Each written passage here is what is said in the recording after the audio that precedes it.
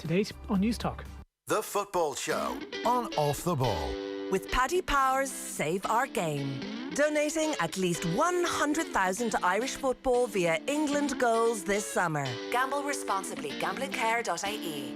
I'm prepared to do anything I can to play for my country again. Do it then. What about your start to the game? It wasn't bad, was it? Why should an honest answer be a mistake? How can a modern day manager not have a mobile phone? Why should he?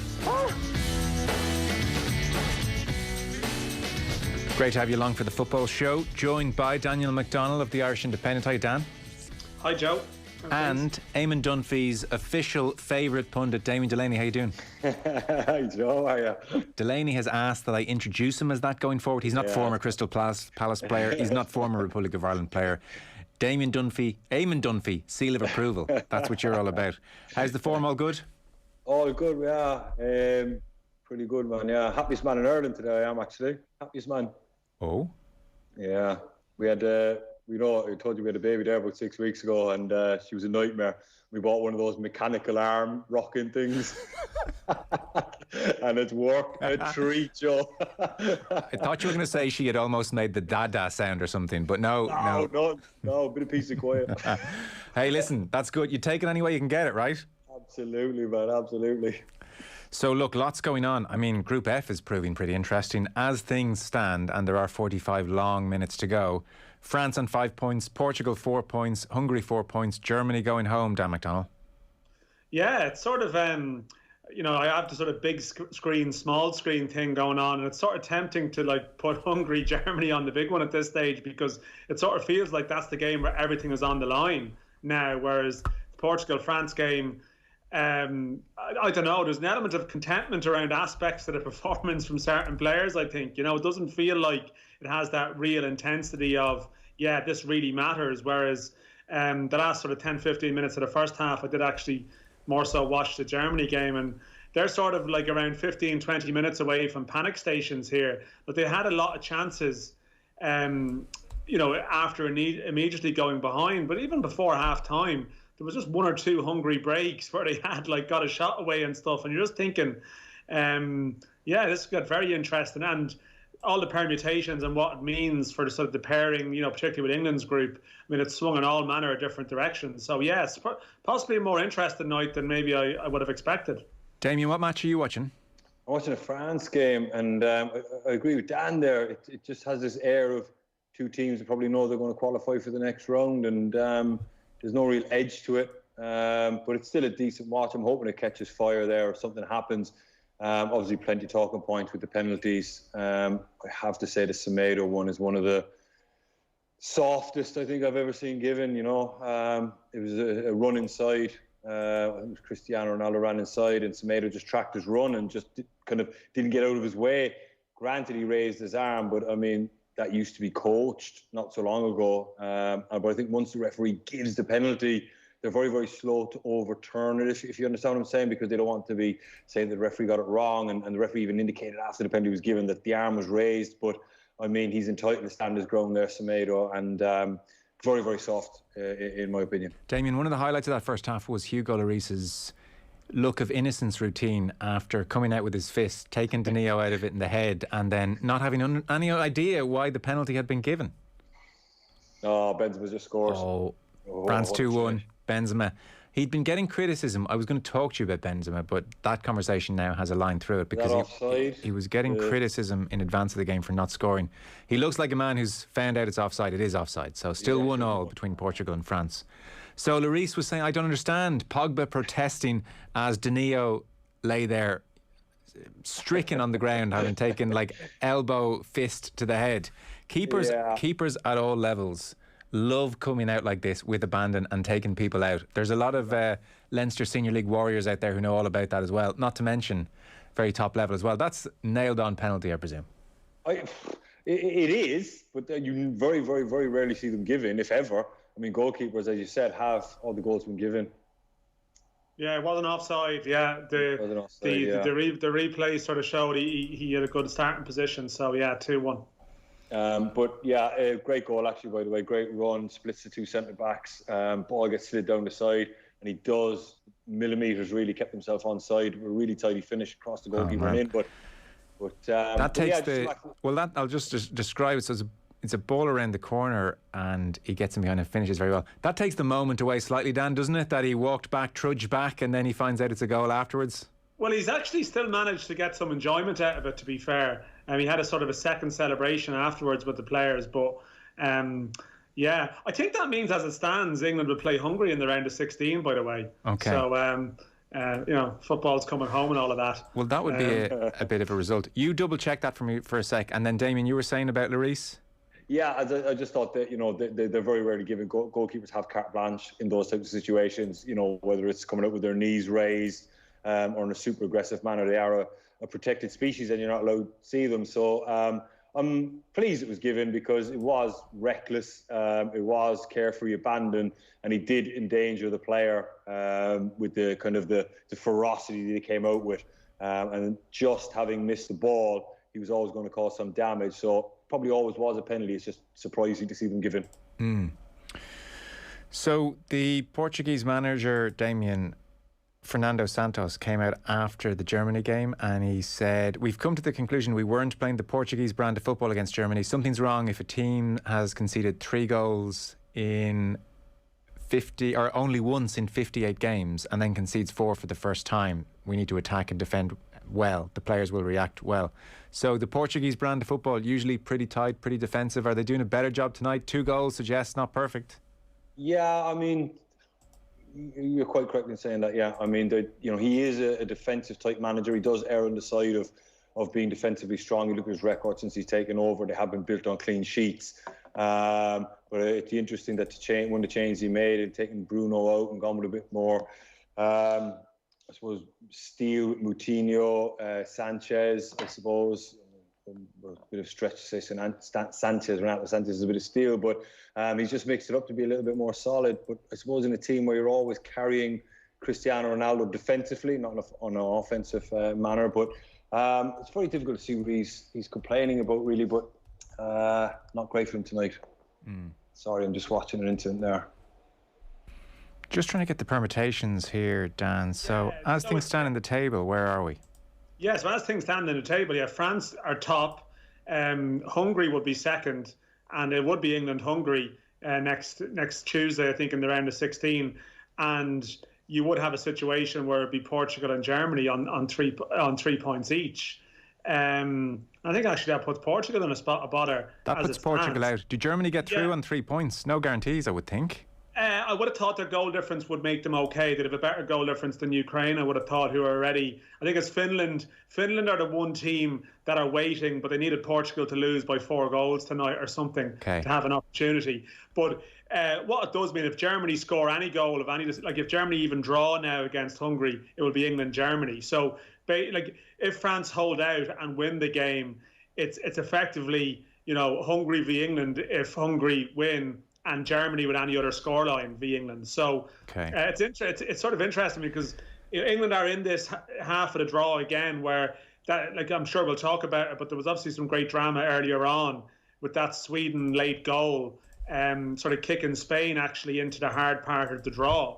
But from the perspective of whoever wins England's round of 16 tie, it in theory it smooths their passage if they can get through, because they'd probably be favourites in every scenario. Okay, so we're going to attempt something actually a bit daft, I'm realising, which is to talk about things as all of this happens and changes in front of our eyes. It's just, it's dawning on me now, this is an impossible task. Hungary have screwed it up.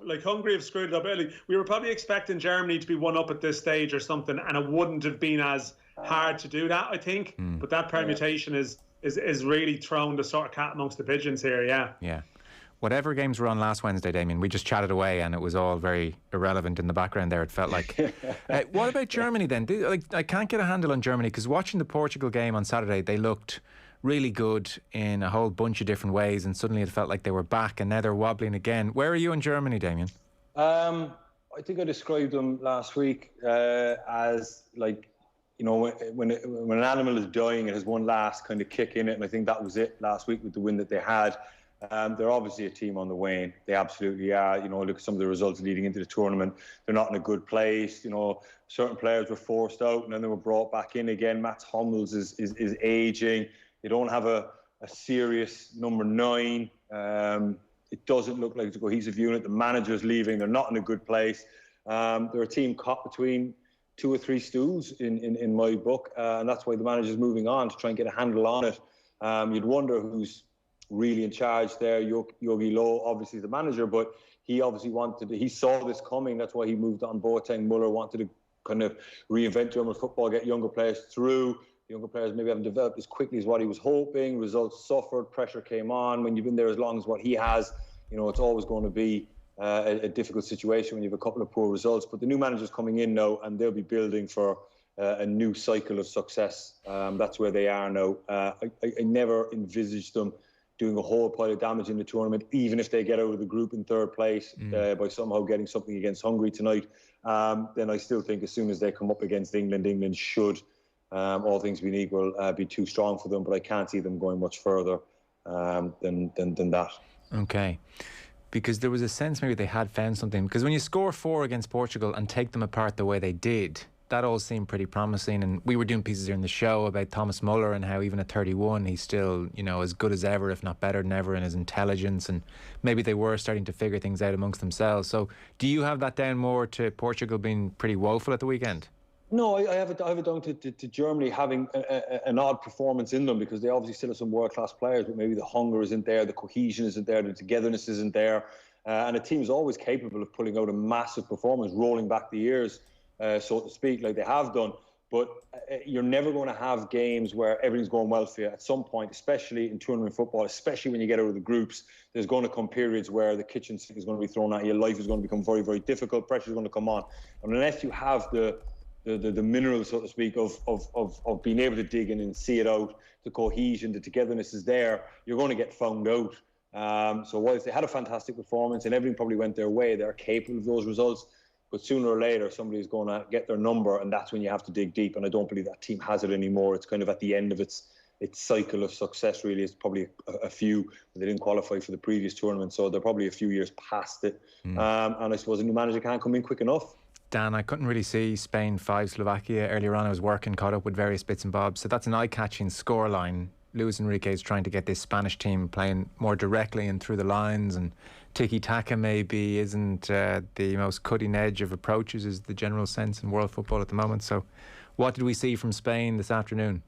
I don't know. I mean, like the 5-0 was, I mean, it's an emphatic scoreline, but it's funny, like the first half an hour or so, I know they had a missed penalty, but that was, there was a sort of a certain amount of controversy around the decision. But I don't know. I actually wasn't madly impressed by them, I have to say. Even though they won the game, but I mean, Dubravka basically threw in the first one, and then was pretty poor for the second one. And then, listen, Slovakia were pretty limited, and the second half just ended up being a bit of a non-event. And to be honest, I was on Poland-Sweden watch for the last 20 minutes because the Spain game was over. But I don't know. It's interesting. I was actually reading, there was an interesting piece today that Rory Smith put up from the New York Times, and actually just speaking about how Spain really, their reliance on, to a degree, still on Morata as that central striker, and how actually this viewpoint that Spain is paying the penalty over the years for producing a lot of the same type of players, a lot of the same type of sort of talented sort of players who are comfortable on their front, wide in the front three. But actually, in terms of that outstanding central striker, it's something that they lack. And to be honest, they have looked a bit toothless at times, even in this competition. They haven't necessarily been, terrific to watch. And sometimes it has been a bit sort of like their exit from the World Cup in 2018 against Russia, where it was a bit pass and they were gone. And I know there was more promising signs today, but you still have this feeling that Spain, they play Croatia now, and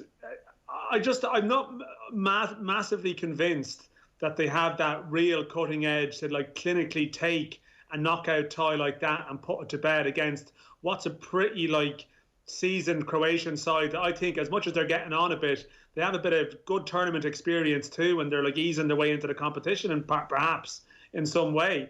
I don't know. I'd be interested to hear what Damien thinks, but as much as it was 5-0 today, I wasn't looking at them going, yeah, there's your competition winners or anything like that. I don't think it was any type of a statement performance in that respect at all. I still think there's question marks about them when we get to the knockouts, to be honest. Yeah, could completely agree with that, Dan. I'd almost kind of put them in a similar description to what I said about Germany. There just seemed to be, not the force that they were, and they need to find new direction very, very quickly. And similar, once they come up against some serious opposition, potentially Croatia, I think that, he's giving another penalty to the referee here. Hang on, what's after happening?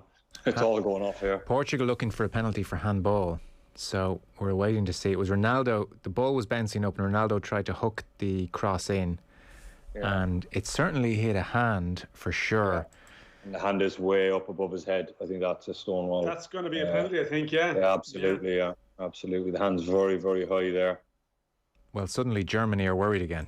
This night's going to be one of those nights, isn't it? So Germany have come very close to giving away a penalty, by the way, in the other game. They've just committed a foul right on the edge of, fallen into the area.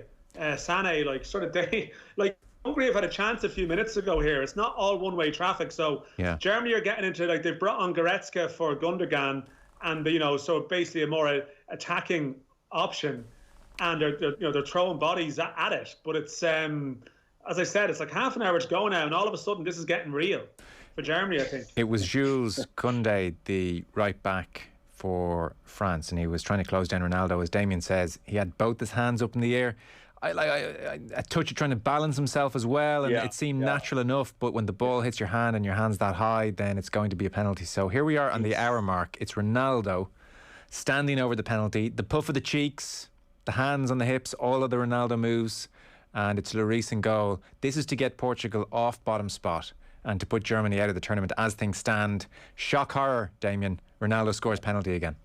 Yeah, same side. Same side he went to his first one. Lloris went to his left again.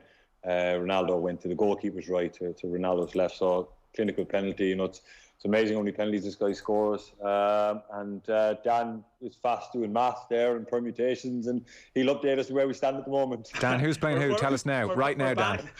We're back to England-Portugal now. England-Portugal is where we are, I think. Are we? Oh, no, hang on. I'm trying to think. Yeah, England-Portugal. England-Portugal. Third. Is that right? Yeah, England-Portugal. And Hungary down to third, But Hungary can only finish second if France win.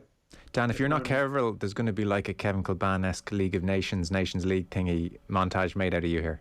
Well, apart from the fact that all my information, I think, so far has been accurate. So I think that's positive. It's the one key difference. The one key difference. That's a crucial difference. So give us that again. Germany at the moment are out. Who's playing who? It's England-Portugal.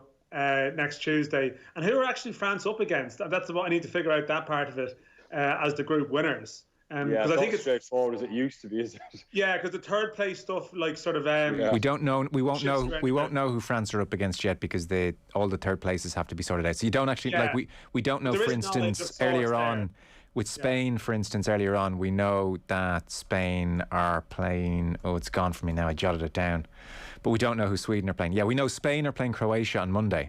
And Sweden, because they're top of Group E, we don't know who Sweden are playing yet. So I think the same would apply here to France. But Spain are playing Croatia on Monday. It's due to be Sweden-Ukraine as it stands. This is genuinely the worst radio we've all been part of in a long time. Talk about something else. Well, sorry, it's not my fault Portugal scored. We had to update people.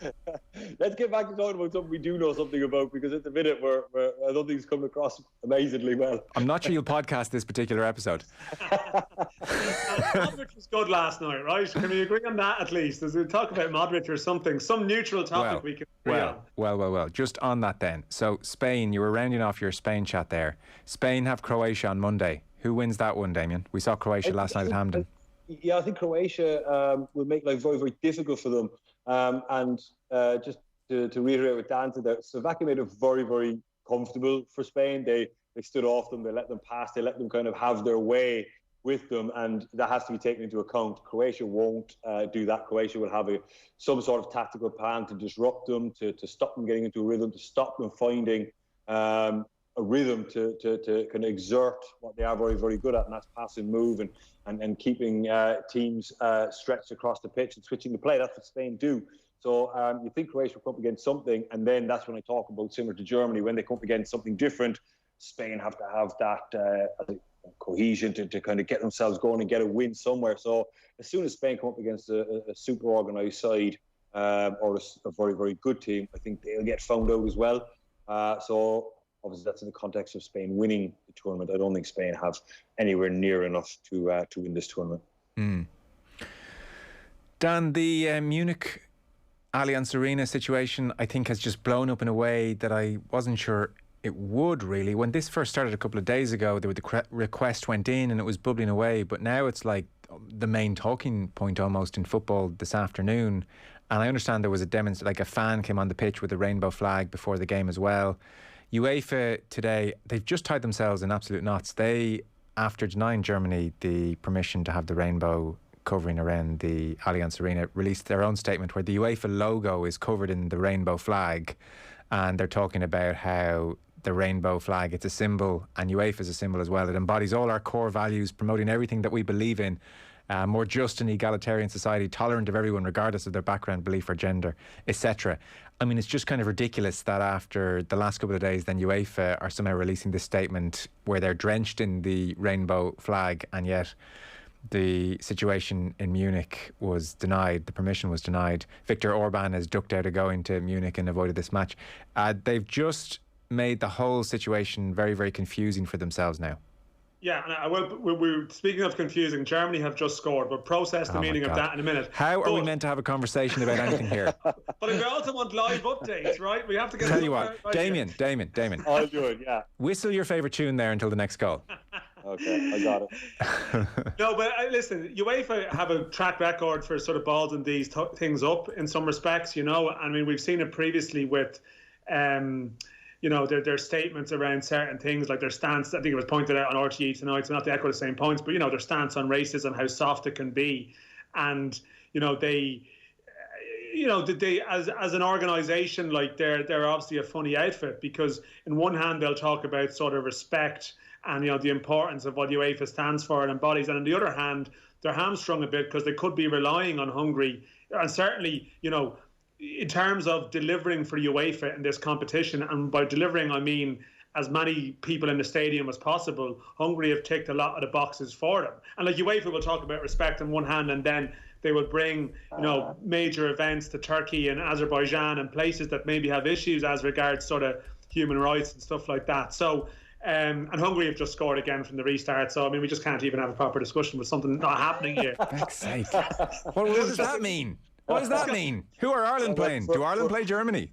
Jeez. What a game. But listen, UEFA just they're always reactive. They're almost like, in some respects, like a lot of football organisations, like, you know, we've seen it with the Super League episode where UEFA were actually temporarily cast as the good guys. But again, organisations will behave in a particular way, then there's a backlash, then they think maybe we've got this wrong in some respects, and eventually they tend to back down, although UEFA didn't quite do that in this instance.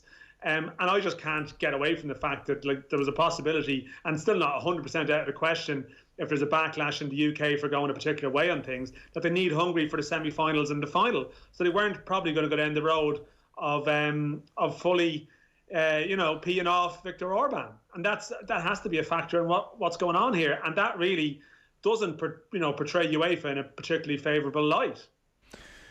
No, it doesn't at all. And I was looking into just the situation in Hungary. I mean, it's amazing. Before Ireland played Hungary, Viktor Orban was not high on anyone's agenda, and now, like, we're all over Viktor Orban and Hungary. It's amazing for those who think sport and politics don't mix. I mean, the extent to which this is all blown up now. So the new law, in effect, it's very similar to that Russian one where it goes against what they call the promotion of homosexuality amongst under 18s. It bans, like, any content in schools which is deemed to promote homosexuality and gender change. In effect, education, I would think, talks in schools to young people, a lot of them probably going through confusion about their sexuality, and so it's banning all of that. And what was also almost as pernicious and pointed and grotesque about the whole thing was that the law was tied up with strict penalties for paedophilia, which almost helped get it approval, I was reading. And so the conflation of the two, like I said, is just... this is like, there's an unbelievably nasty undercurrent to the whole thing. So, it's horrific, really. And all of us know many, many wonderful people who directly would feel so affected and upset by this whole thing. And, like, it's not even ignorance; it's just hate. Well, Viktor Orban says it's traditional Christian values trying to stand up to Western liberalism. That's his story, and he's sticking to it. But frankly, it's hate, and so. when Germany try and take a stand against this, and by the way, 13 of the EU's 27 states wrote a long letter condemning this law for, you know, the awfulness that it is. So when Germany try and step up here, and the UEFA rule is that because the lights would be a protest against this specific law in the Hungarian parliament, that therefore it crosses a line and it's somehow political. But Manuel Neuer wearing the armband at the weekend, well, because it's just a more broad statement of inclusivity, that's okay. That's where they just tie themselves up in knots. Like, this isn't so specific as to be like, you know, we're campaigning about this very specific law, you know, pay cuts for a certain workforce in a certain country. It's not real, like, getting into the weeds of policy. It's simply saying you're equal regardless of sexuality, and we stand against, you know, anything that goes against that. That's all. Like, it's so basic. And like, by UEFA, Dan, coming out and saying, oh no, like rainbow flag and pride, like that's so core to who we are. In a way, they're defeating their own point. They're saying this is fundamental. And yet when Germany want to make this so-called fundamental point, then UEFA are saying, oh wait, that's a bit too specific in this instance. So you kind of have to say to UEFA, is this a core principle of yours, or actually, now that is this actually a very specific principle of yours at certain times in certain ways? Because they're not behaving as if it's a core principle, and that's where they've created this absolute mess for themselves. I'm just amazed there hasn't been a goal while I was talking there.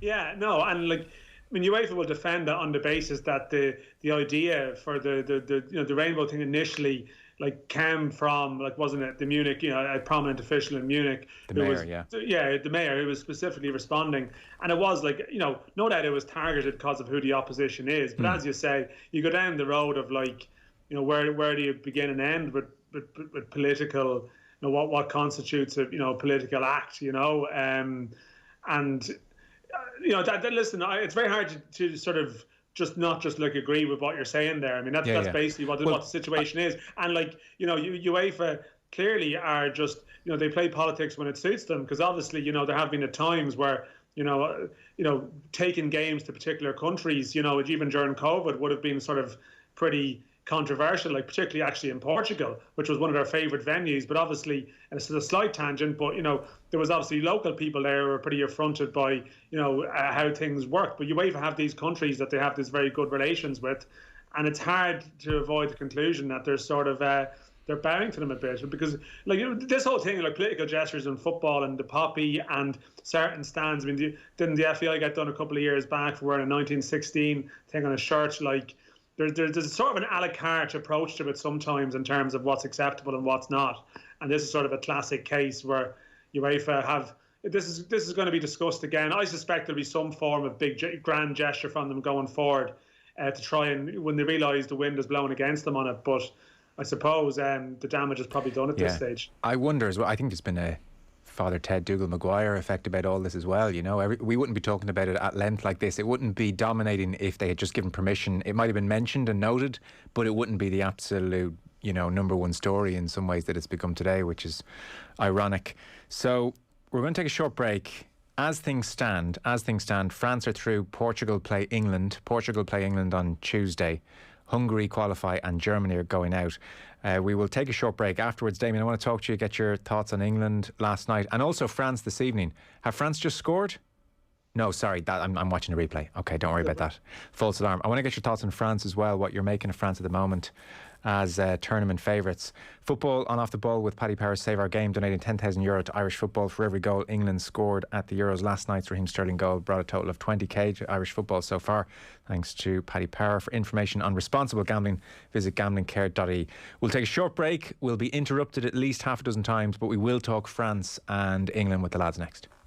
Football on Off the Ball with Paddy Power's Save Our Game, donating at least 100,000 to Irish football via England goals this summer.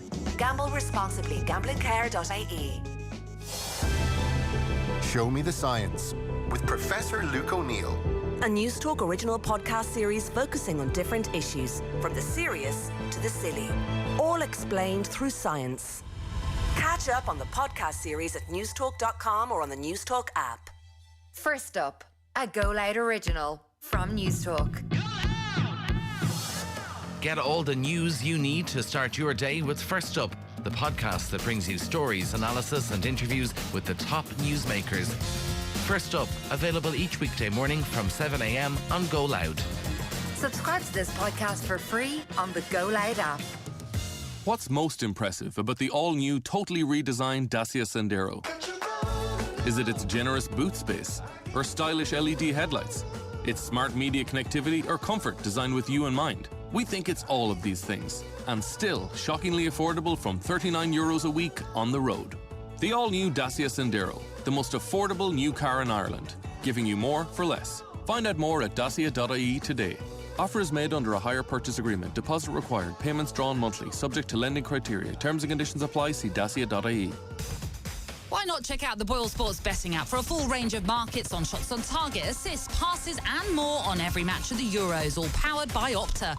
Rated 4.5 stars on the App Store, you'll find all our latest odds and offers for the Euros. So remind us where to go, Stevie G. Boyle Sports. This is betting. 18 plus, bet responsibly, gamblingcare.ie. Don't wait to make over your home this summer. With Harvey Norman, you can get a stylish new sofa, the bed of your dreams, or a brand new oven and pay in slices with Hum. Interest-free finance terms available at Harvey Norman. Get up to €15,000 approved in store or online in minutes. Why wait? Get it now with up to 36 months interest-free finance terms with Hum. The easy way to pay at Harvey Norman. Go! Standard fees, terms and conditions apply, subject to assessment. Finance provided by Flexify Europe Limited. For full terms and conditions, visit hn.ie/hum. We've all heard about setting aside money for a rainy day, but what about doing the same for a sunny one? With 0% commission on foreign currency, the On Post Money currency card is your ticket to sorting your spending money for that next big trip away. It's powered by MasterCard and available in post offices nationwide. So visit your local post office or search On Post Money currency card for more. On Post Money, for your world. Terms and conditions apply. On Post Money currency card is issued by PPSE USA pursuant to licence by MasterCard International. PPSE USA is authorised by the National Bank of Belgium and is regulated by the Central Bank of Ireland for conduct of business rules. Football on Off the Ball. With Paddy Power's Save Our Game.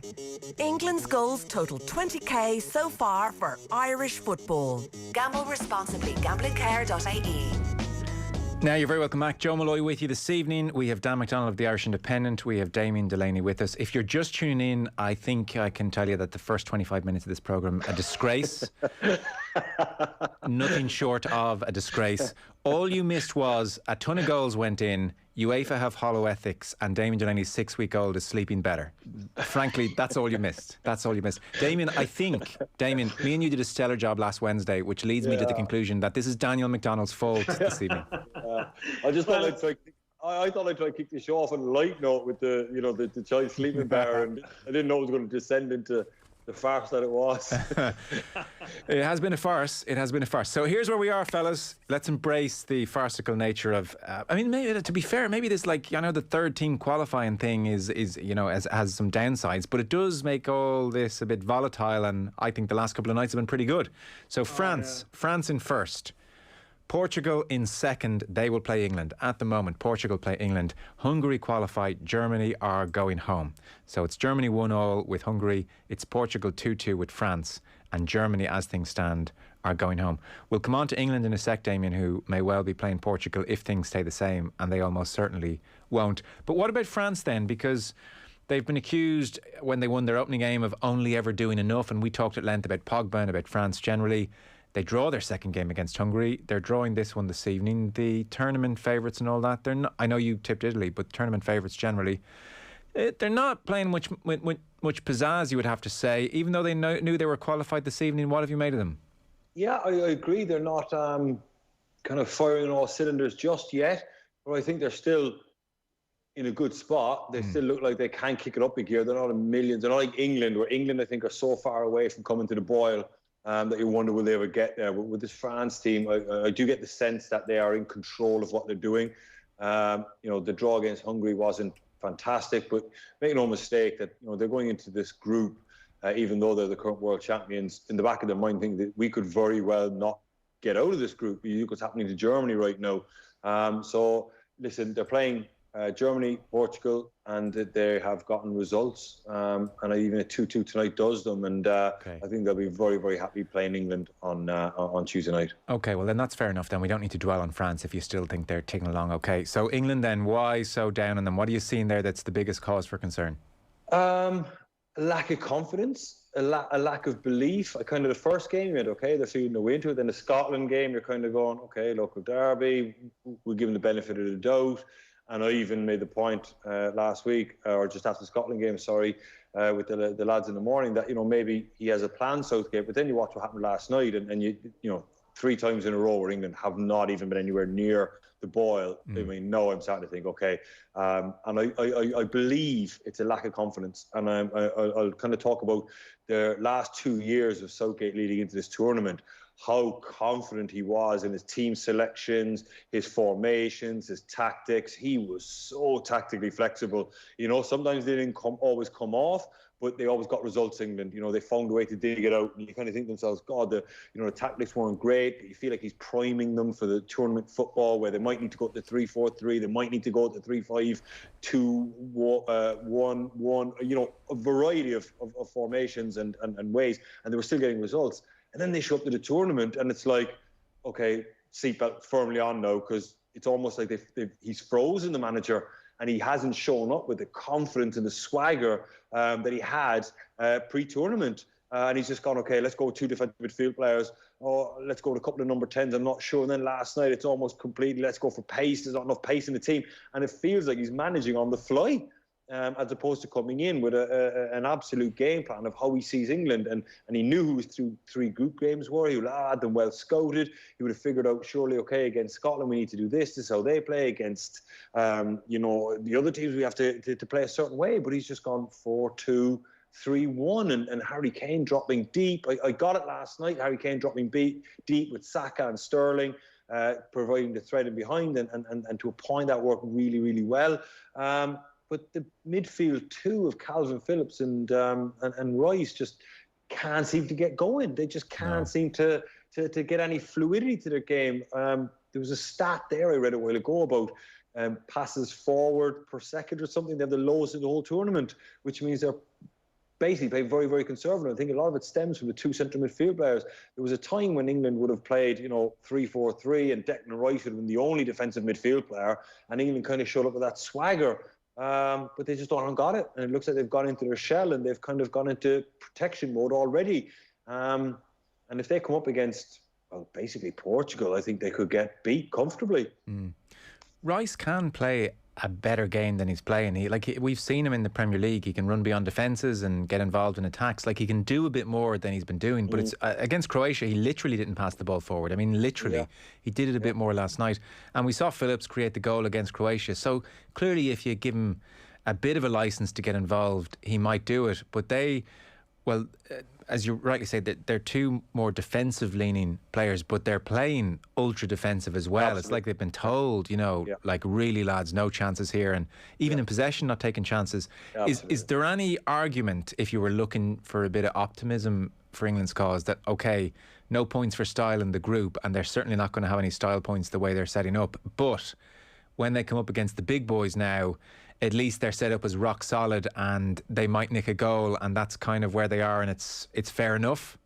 Yeah, but you were talking about in a lot of people's eyes, one of the favourites for the tournament. They were talking about them just limping out of the group and then showing up and being defensive, trying to nick a goal against. No, it's very like Giovanni Trapattoni rocking up in 2012 kind of ambition. Yeah. It's not like England was supposed to show up, puff their chest up, stick their chin up, and puff their chest out and just go, right, we're here. Yes. We're playing at home, and we're going to stamp our authority all over this tournament. A little bit like what Italy have done. They just blitzed their group. They showed up like a train that's moving at full speed, and you're not going to stop it. And they've gone through their group that way in a whirlwind.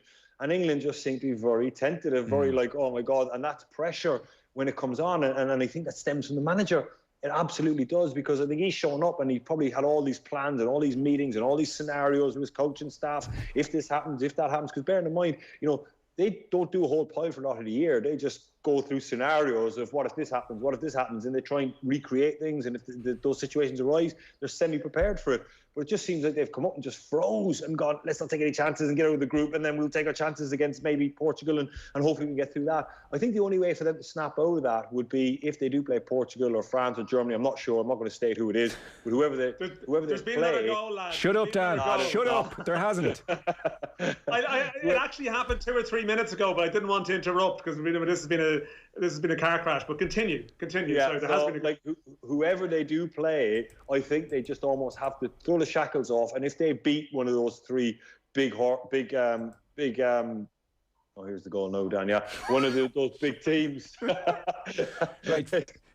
It's got the Germany. Here, I'm going to finish your point because I know where you're going. If they beat one of the big teams, they might kind of get a bit of confidence to go for it. Yeah, okay. So I'm jumping in here.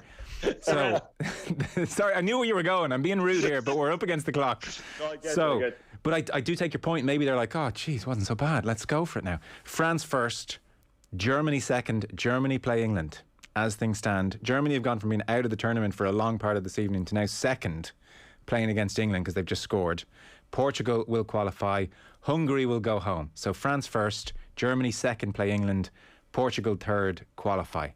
Interesting. So now Germany, I mean, you're not so hot in Germany. They might play England. England, Dan, Damien makes a brilliant case there, the way he lays it all out. I mean, it's such a stage fright almost about this thing. Yeah, listen, I probably agree. I suppose, the counterpoint is that in some way, he's trying to be arch pragmatist from the start to almost prepare them for knockout football. When we get to that round of 16, and you see sometimes how these tournaments can be open and entertaining, and then you hit a different level, that clearly they want to be prepared for that.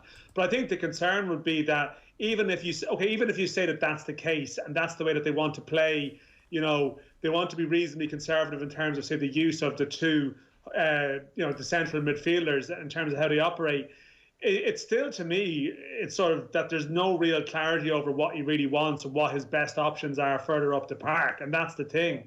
After a number of years in the job, he still doesn't really know. And you kind of wonder, is it a case there's almost so many options that they've lost a certain clarity of thought. Now, possibly, in his defence, again, for example, his use of Sterling seems to be pretty clear in his mind that he wants to use Sterling probably for that sort of change of pace. You've seen them at times go a small bit more direct in terms of having that ball, and they've clearly felt, okay, he's one for us. But it's just in terms of, I don't know. I just think there was even spells in that Croatia game, to be honest, where I thought Croatia took a bit of control, and I think against the better side, these passages will be punished. But you do flip it around. The knockout games can be a different animal sometimes, and if you want to take a glass half full view, maybe they're going to be prepared defensively for that. Yeah. If it goes very cagey. And Harry Maguire did well. Harry Maguire did well last night, and a great pass for Kane. So, Damien, if you're looking for a solution here, because Southgate, I think Dan's spot on. They have so many options. There's now no clarity. It's actually too many options can kill a man and all that. Say he's got his back four and whoever his fullbacks are, it actually doesn't matter the way they're playing because they're staying deep. It's not like even when Reece James was playing, he bombed on. So he's got his back four. He's not going to suddenly throw in Jude Bellingham into the alongside Declan Rice. So it's going to be Phillips and Rice. So at least there's a bit of clarity there, even if people think that's too defensive a two. Kane plays, Sterling plays. We don't know the Mount situation. It's Foden or Grealish. Bukayo Saka did well. He can chisel something out of that. Okay, is it that you think with Phillips and Rice, that almost scuppers them in terms of dominating a game? Are they kind of screwed at source there almost? I take Dan's point about having a lot of options, and sometimes it can be debilitating. But I mean, you have a variety of all types of players, and that's what I was hoping for. That against Scotland, pacing behind. Okay, against a team that sits deep, you need a lot of number 10s to shorten pockets. Teams with a high line, and you pick the right players, the right system for the right game. But he's just shown up and just kind of almost froze, and it didn't. They won the first game, and then Scotland didn't go well. And last night, it was almost like the weight of the world came down on him, and he just went, let's just go back to bog standard, two defensive midfield players and pacing behind, And I just think he's got caught in a little bit of stage fright, I suppose, for the want of a better word. You can never have too many options. You can never say that, he has too many options, he doesn't know his best 11. I mean, you can't just say, this is my 11. England have been guilty of that in the past. This is my 11, and this is it. And when we come up against somebody that stifles that, we haven't got a plan B. That's what the whole 2 years was, having plan A, B, C and D for any situation that gets thrown against us. It's silly me to say to you then, did like Grealish or Bukayo Saka play themselves into the team? Because you're making the point, it depends who they're playing against, which at the moment is Germany. Well, right, but I just still think that playing with two number sixes, I'm not a fan of it, as we've spoke at length over the time. And if you do have two number sixes, you have to have one that passes forward, because if you're going to play with the three number 10s, so to speak, so if you're playing against a team that sits deep, you want to play Mount, Grealish and Foden, then you got to feed them. You know, you got to get the ball into them in the pockets, because they're showing up in these pockets. But if the two lads are going back to the centre-backs, it's a difficult ball for a centre-back to go through two lines of passing to get it to them. And then all of a sudden, these guys get frustrated. And when they start then going deeper than the midfield and almost, you know, Foden getting it off the defensive players, then you know that you're goosed, really. So somebody with just a bit more progressive passing in there alongside Declan Rice. You see the way that, you know, Kante and Pogba work really, really well together. You know, Pogba kind of starts off a lot of the attacks, but as soon as it breaks down, Kante just says, out of my way, please. No, I'm asserting my dominance because, you know, I'm moving central and being the main man. So they just need a little bit more progressive passing, but confidence is a big part of that. So, Dan, Germany play England, France top the table, Portugal qualify, Hungary out. Germany against England on Tuesday, I mean, it's so do or die for Southgate. Like, suddenly if they lose this and bomb out the way they've played, the World Cup 2018 starts to age very badly. People are like, well, you lost to Croatia, you lost to Belgium, you beat, you know, I can't even remember who you beat in those games, and now you've bombed out of the Euros. Suddenly Southgate goes from, literally I would say 10 days ago, almost being like one of the more celebrated managers, Gary Neville saying he's the best asset we have, to like, the jury is not out anymore, the jury's in, and it's not good, Garrett. Like, there's so much riding on this for him. Yeah, and listen, it's England, Germany at Wembley, 25 years on from him missing the penalty in the Euros against Germany. Like, there's going to be a lot of noise. I mean, England, Germany brings a degree of noise with it. It's actually interesting. Germany taking the ball to the corner flag here at 2-2. So they're clearly not too unhappy. Like, they could win the group, but they're not. They're clearly not unhappy with the situation. The message has got through. Right. You know, they're not trying to avoid England, put it like that. You know. Even though the winner would play, a third place team, but in the harder half of the draw. But no, you are right. Like, I mean, the things can, listen, with the English football team, the dial can move very quickly. And like, they were the underdogs in 2018 that surprised everybody. Whereas now, you know, there's an expectation because of the generation of players they have. So no, there's a lot riding on it for him. And it's, I mean, like, it's England, Germany. I mean, this is box office. This game would have been in Dublin, of course, if the tournament hadn't been taken away from us. But anyway. And Belgium, Portugal as it stands, by the way, that is another tie to look forward to. So the competition is really hotting up. Fellas, we're out of time. I mean, I don't know how any of us are to feel about the last 52 minutes, but suffice to say, we did our best. If there's another goal in the next minute, the whole it's all redundant. Burn the podcast. There's someone listening to this tomorrow right now saying, Germany, England, what the hell am I listening to? Fellas, we got to go, but thanks so much. Daniel McDonnell of the Irish Independent, thanks to you. Thank you. Damien Delaney, I don't blame you, I blame Dan. Thanks so much. I'm sorry. That's all. No, great stuff, fellas. Thanks a million. Football on Off the Ball. With Paddy Power's Save Our Game. Donating at least 100,000 to Irish football via England goals this summer. Gamble responsibly. Gamblingcare.ie.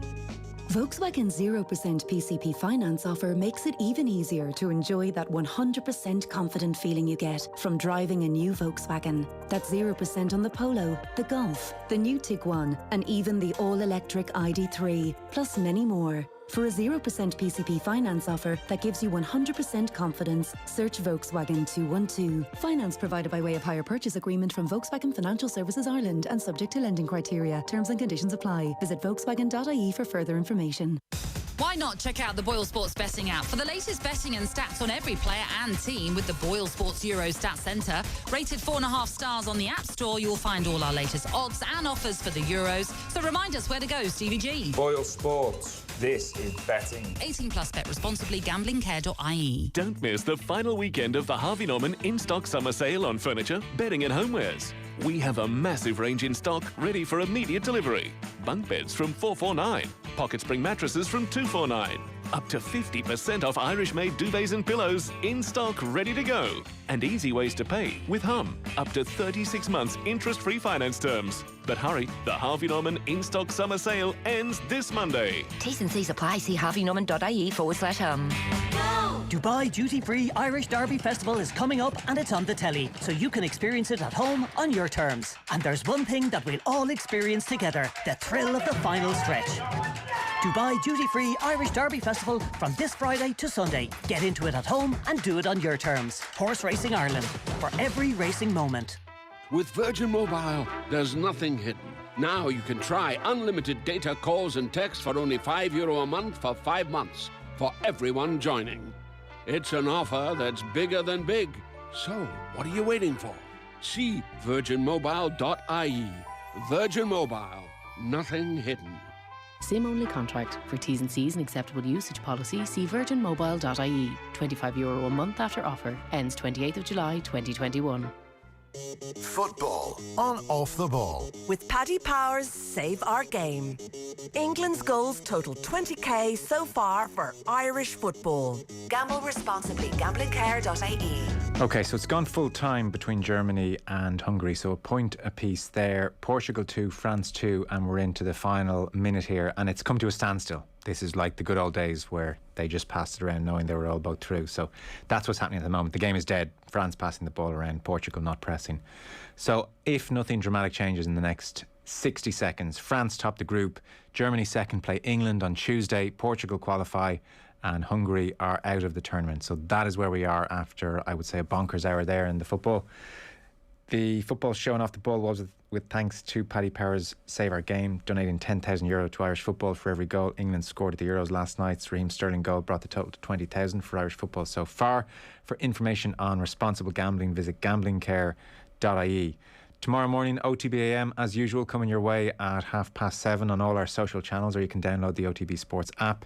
The lads will have Philippe Auclair on. Always great hearing from Philippe. He'll be talking about the games tonight. James Scahill talking us through the start of the hurling championships this weekend. And Eamon Fitzmaurice will be on the show as well, looking ahead to the start of the football championships. Sue Murphy will be along with her weekly TV picks as well. Tom Dunn is on the way next.